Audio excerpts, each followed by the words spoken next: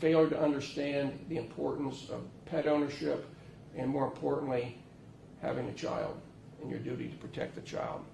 And this court can come to no conclusion other than that a prison sentence is warranted in this case. If I could give you more than 3 years, you'd get more than 3 years at this point, especially after the information that was presented here today. Court will impose a prison sentence of 36 months.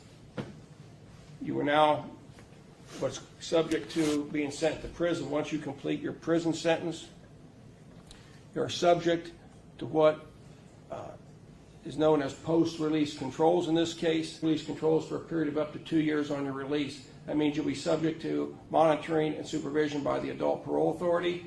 You'll be given probationary type terms on that supervision. If you violate the terms of your post-release controls, you can be sentenced back to prison in increments of time that cannot exceed 1/2 of your original prison sentence.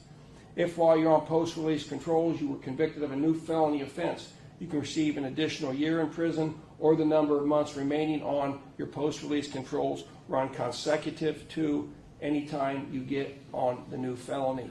While you're in prison, you're not to ingest or be injected with any drugs of abuse. You must submit to random drug testing.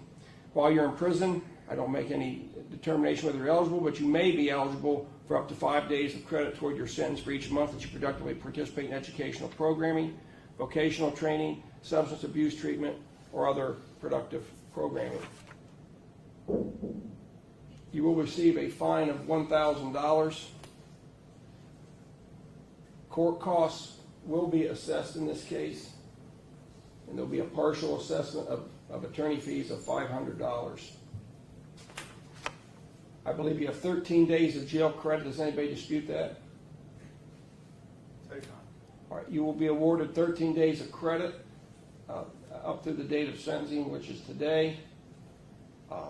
Ma'am, you've now been sentenced on this case.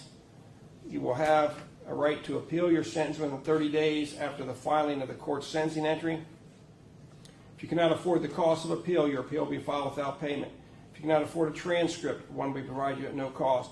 If you cannot obtain counsel for appeal, counsel will be provided to you without cost. Am I missing anything?